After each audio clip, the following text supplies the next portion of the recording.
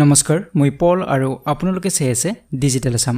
এই ভিডিঅ'টিৰ জৰিয়তে আপোনাক গুৱাহাটী ইউনিভাৰ্চিটিৰ সেকেন্ড ইয়াৰ B.Ed এক্সামৰ ৰিভাইজ নোটিছ তেওঁলোকে ৰিলিজ কৰিছে আৰু ইয়াতে এক্সামিনেশ্যন ডেট আৰু ফৰ্ম ফিলআপৰ ডেটৰ বিষয়ে তেওঁলোকে মেনশ্যন কৰিছে সো গুৱাহাটী ইউনিভাৰ্চিটি 21 আগষ্ট তাৰিখত এটা নটিফিকেশন ৰিলিজ কৰিছে আৰু এই নটিফিকেশনটোত B.Ed সেকেন্ড ইয়াৰ বা ফাইনাল ইয়াৰ এক্সামিনেশ্যন ডেট ইয়াত ঘোষণা কৰিছে অহা 15 ছেপ্টেম্বৰৰ পৰা সেকেন্ড ইয়াৰ B.Ed এক্সামসমূহ অনুষ্ঠিত কৰা হ'ব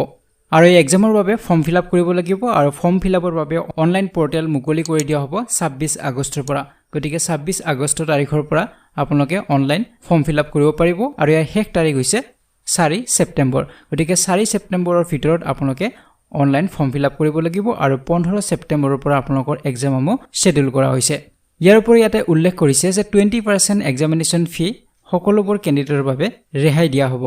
গতিকে ফৰ্ম ফিলআপ কৰাৰ বাবে আপোনালোকে গুৱাহাটী ইউনিভাৰ্চিটি যে geoportal.in এই ওয়েবসাইটত আপোনালোকে ভিজিট কৰিব ইয়াতে আপোনালোকে ফৰ্ম ফিলআপৰ লিংকটো আপোনালোকে পাই যাব গতিকে আজি ভিডিঅ'টি ইমানেই আছিল পৰৱৰ্তী ভিডিঅ'ত পুনৰবাৰ লগ পোৱাৰ আশাৰে আজিলৈ বিদায় লৈছো ধন্যবাদ